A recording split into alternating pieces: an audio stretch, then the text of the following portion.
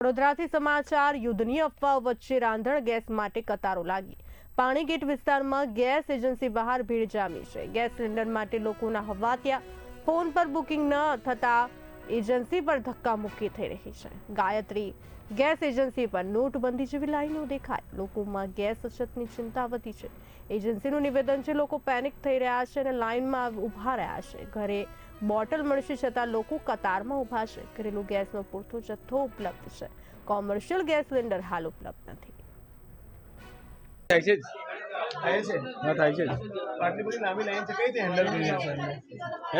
લાંબી લાઈન તો કસ્ટમરને પૂછો ને લાંબી લાઈન કેમ કરે છે? ઘરે ઘરમાં લેવા જ નહીં આવવાનું, ઘરે આવશે બોટલ। હા તો વેઇટિંગ હોય ને, અમુક લોકો ડિલિવરીનો મેસેજ આવી ગયો સિલિન્ડર નહીં તો આવે જ ને, પણ વેઇટિંગ હોય એ પ્રમાણે આવે ને ભાઈ। પુરવઠો કોઈ ઓછો નથી સાહેબ જોડે વાત કરી લેજો, આવીને મળી લેજો। જે થાય છે પ્રોસેસ છે એ પ્રમાણે ડિલિવરી આવે છે એ પ્રમાણે મળશે। લોકોનો આરોપ છે કે આટલે તાપમાં ઉભા છે, કોઈ પાણીની વ્યવસ્થા નથી કરતું।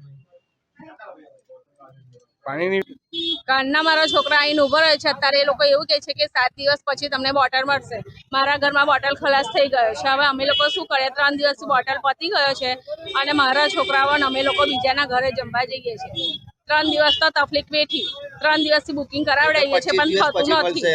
હજુ 25 દિવસથી લોકો 7 દિવસ 8 દિવસ આવું કરે છે, અમે લોકો શું કરીએ? તકલીફ તો ઘણી પડી રહી છે। એક દિવસ મારા જેઠના ઘરે જમવા ગયા, બીજા દિવસ નણંદના ઘરે ગયા। હવે સાંજ સવાર કોને ઘરે જમવા જવાનું? અહીંયાથી એવું કે છે હજુ બીજા 7 દિવસની વેઇટિંગ રાખો તમે।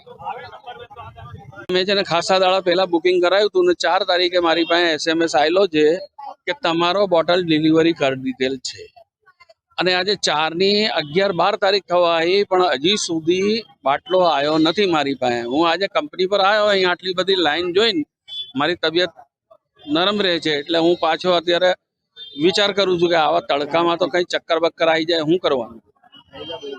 અને